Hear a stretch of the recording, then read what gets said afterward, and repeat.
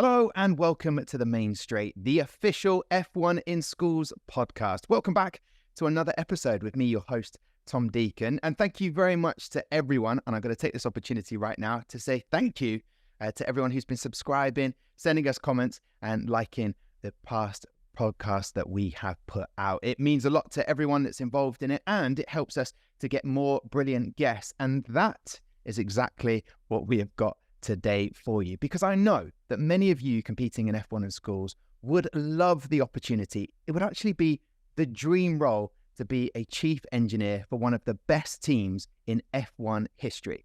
Sounds like a dream job. Well, hopefully we'll find out today if it is just that, because we will have on chief engineer Paul Monaghan from Oracle Red Bull Racing. You may also know him as Pedals, and we will going to be finding out today what it takes to achieve such phenomenal success, covering everything from his career journey to the work involved in creating a car and team that delivers 21 wins in a single season.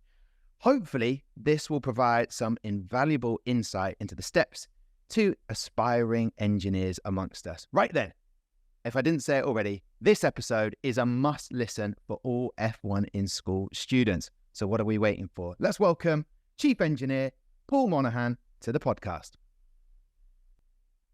And here he is now. It's Paul Monaghan. Welcome to the podcast. Paul, I know it's an incredibly busy time at the moment, but how are you dealing with such high stress levels at the moment? Well, it's not our first radio, so we put ourselves through this on a sort of annual basis, excluding the COVID era. It's going to get a bit intense over the coming weeks, months. Maybe by mid-season, it'll calm down a bit, but it depends if, are we competitive, we have championship fight.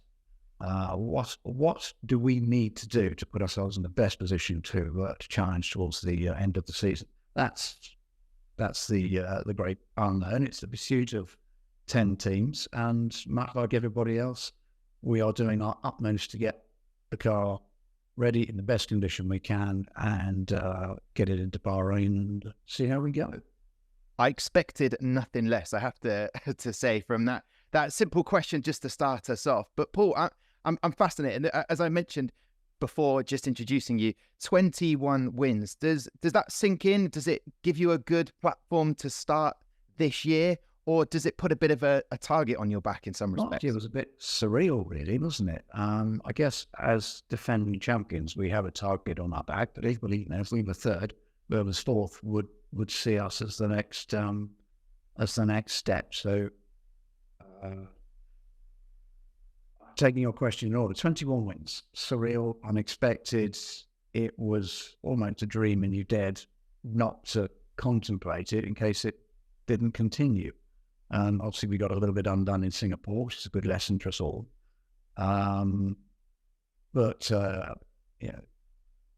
Max was, he drove with a level of reassurance, which is typical of a champion, but also one who was at one with the car, and he was absolutely stunning.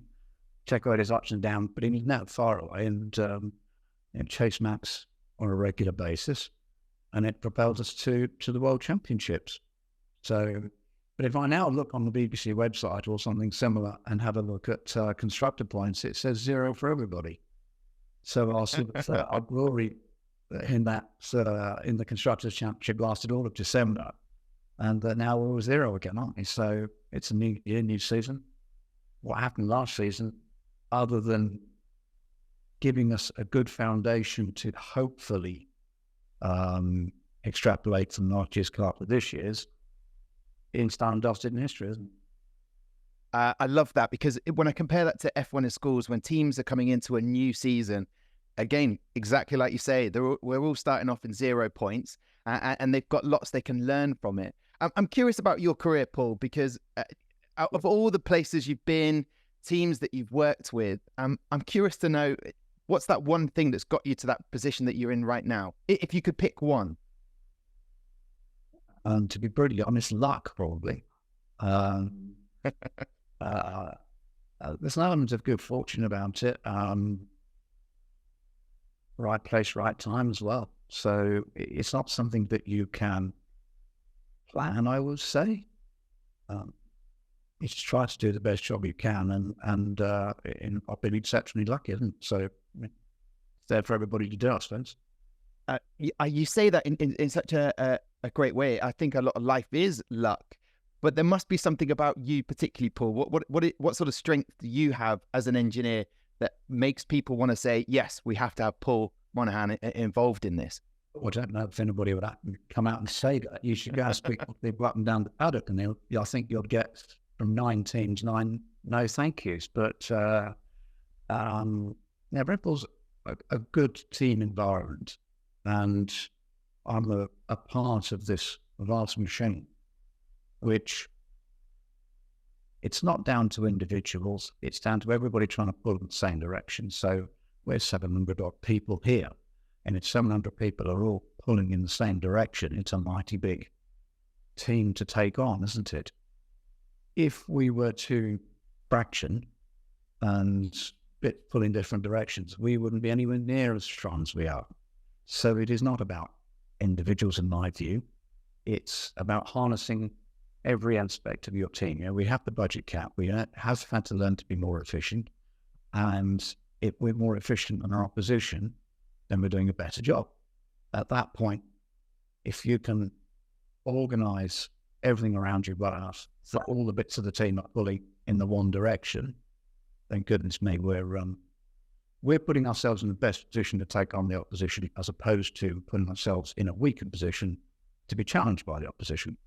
That'd be my answer to that. I guess in that respect, you're extracting maximum performance with everything you've just said there as well, and a huge team. You mentioned 700. It's interesting because teams are up to 6, maybe 5 for F1 in schools. How do you ensure, with such a big team of 700, that you're all aiming towards that single goal? How do you maintain that, especially in the engineering department? Yeah, good question. So the best way I would answer that one is you try to offer clear communication of what you're setting out to do. Try to give a reason such that everybody understands and there's no misinterpretations. And then you rely on the privilege of the caliber of people we have here at every step in the process. And, as we've seen, when we pull together, we can be a competitive outfit, and we'll take on some automotive giants, and we were lucky enough last year to beat them. I did happen to be in Singapore, and I know this is a very cheeky question, and I might be questioning myself after asking this, but when you have those moments where it doesn't quite go to plan, what did you take from it? What did you learn from that? And I guess because in F1 in schools, there will be those moments that things don't quite go to plan when you had such a phenomenal season. How did you deal with it? What did you... Well, the first thing I'd say you have to do is you have to remember that everybody trackside, and then also including everybody within the factory, the 700 or so that I mentioned, no individual was isolated to be blamed. No bunch of people were blamed. We were disappointed. We looked our wounds and then said, all right, what went wrong? And we had a objective view of what we did well, what we didn't do very well. When was the car competitive? When was it not? When were the drivers happier with it, less happy? And we set out to understand what had gone wrong rather than playing the blame game. So you stick together as a team. You don't fragment. You don't develop a blame culture. I'm not saying anybody will, but I think if teams, or certainly if it happened within here, we wouldn't have been very good necessarily at the next race or for the rest of the season. We didn't. We looked objectively. We felt the pain. And I do believe that Max's first lap in Japan was fairly stunning. No more than 5 days later. And he put his marker down to say, right, we're back. There was an element of relief, I can't deny it, ran through the garage, like, oh, phew, okay, we're all right again. Because these things are, they're a prototype, they are quirky. We don't, you operate with a level of understanding rather than absolute knowledge of it, and the specs changing and so for different downfalls in Singapore and Japan, all this jazz. So, you try to stay unified as a team, keep your principles, work as a team, don't stab anybody. And it's does well. And the lessons, well, we went to Japan and we were okay. We went to Vegas, we were okay. We went to Abu Dhabi, we were okay. I think we learned the exact details, get those. I love that. You were sort of almost tested. You remained calm, unified, and then had the rewards for it. Well, I really appreciate it. I know that's fantastic advice for all of the teams competing. You did mention, well, I know for a fact, being in Singapore, you came to the World Finals for F1 in schools. You gave a fantastic speech for the teams there. No, I was one of them, and it was thoroughly enjoyable. And many teams afterwards were saying that was just fantastic because you do give insight. And even I guess when we think that we're not giving insight, we are from our experiences in our career. And it's great to see the enthusiasm, to see the young people that want to potentially come into this industry. The dedication, the enthusiasm is great. And I sort of think back, okay, when I was that age, did I aspire to get into this? And you sort of look at it and it's a mountain peak and you think, I've got no idea how I move out the foothills and even begin such an ascent. But it's small steps, isn't it? You don't present engineers with phenomenally complicated problems and expect a solution. Immediately, we break it down into logical steps. We do our research and we try to understand. And it's the same in this aspect, in that you try to make those small steps. If it gives something back, and people ought not to put too much weight into it, but if it inspires, maybe a big word for it, but if you just enlighten and give someone the fire to go off and do it, worth its weight in gold to me. It's where I was many millions of years ago, and I wasn't privileged enough to have it one in schools around that time. I'm sure it would have done it had it been there. So it just feels right and proper to try and help the next generations that are going to come through. And some of them are in our industry, aren't they? So it's a trodden pathway now. It's not one that everybody's going to want to walk. Everybody would take their own route necessarily, but it's nice to see the enthusiasm is quite overwhelming. Not overwhelming. It's inspiring. Because every day is a school day, you always learn something, and just nice to see. I love that. Really getting a sense of your perception of what F1 in schools is and what it does for these young students and inspiring minds. So if I'm taking that, if there was to be a job application that arrived on your desk with F1 in schools on, would that bring a smile to your face? Would it push them a little bit higher up in the pecking order, Paul? Should that happen, then the application, it wouldn't automatically go to the top of the pile. I think you have to be honest with yourself at that point. Is it a good fill-it to the application? Yeah, it shows that someone is capable of working in the team environment, taking on responsibility, has demonstrated enthusiasm, and it's preparation for working in an industry of this nature, not necessarily just F1 or just Red Bull, but the ability to work in a team, the ability to communicate, the work ethic. The work ethic you see in the teams is vitally impressive. It doesn't matter whether they're winning in the world final, winning their national, just competing. The work ethic is strong right through it, and it's a phenomenal lesson for them to pick up. And sadly, only one wins, but that's true of this sport. One team wins the constructors' title, one driver wins the drivers' championship, and then there are 9 disappointed teams and 19 disappointed drivers. So I'm afraid in a competitive environment, it is the inevitable outcome. But yes, I would say it would enhance the application, certainly not detract from it. Brilliant. Last few questions for you, Paul. If there was one piece of advice you would give to any student listening right now, if they want a career, as you mentioned, millions of years ago, which I don't think factually adds up that you started in the world of motorsport. Jurassic period probably is what closest. What one piece of advice, is there one piece of advice, or is there one mantra that's got you to where you are, or maybe something even in those difficult times and in those moments where you're celebrating the achievements? One piece that you could pass on. Gosh, that's a good question, actually. Work hard and play with straight bat. Okay, I like that. Okay, this is one question. At the time of recording, in the world of Formula One, there was a release of the Kick Sauber C44. Very, very green, Paul. Is there any chance with the next Red Bull that you might add some green in at all? I doubt it very much. It depends if we get a sponsor whose background or writing is green, I guess. No, I don't think there's going to be any green paint on it. I'm always disappointed the amount of paint we put on our car compared with our opposition. It seems to have more paint than all the others, but that's probably a personal observation, I will describe it as. But no green, it'll have the usual yellow tip to nose. I would have thought the usual yellow roll hoop, and hopefully it's the first car everybody sees. Perfect. I love that. I mean, it's just fantastic when you read, I imagine, Red Bull design philosophy has been taken on board by other teams, and I'm sure the engineering as much as they can.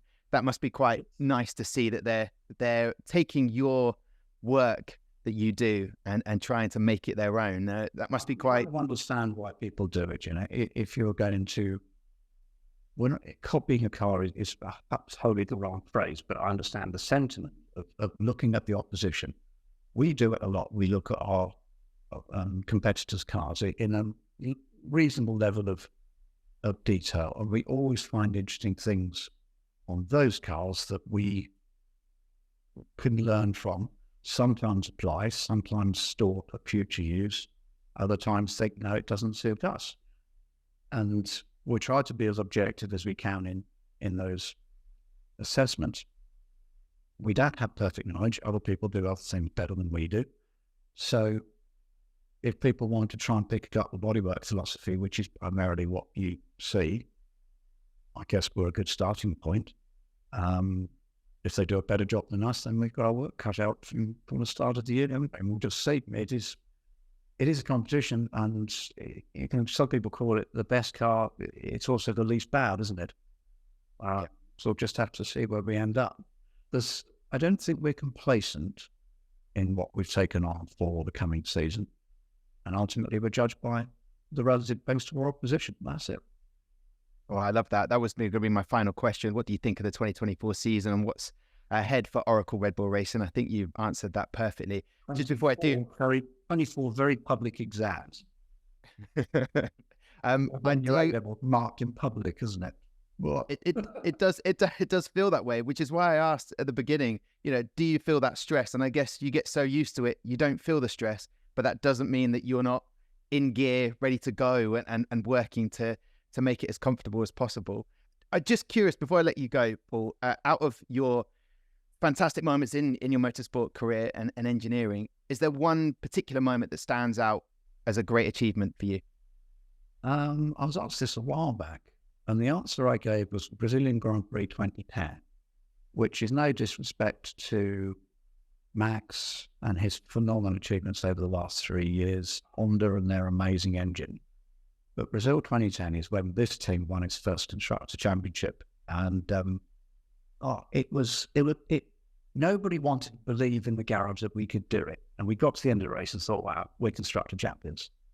And it was relatively free of guests because there was a sort of expectation that we didn't want to look beyond the next sort of step, as it were. And I suppose it's always going to be a personal answer. Yeah, winning 21 races last year was stunning, isn't it?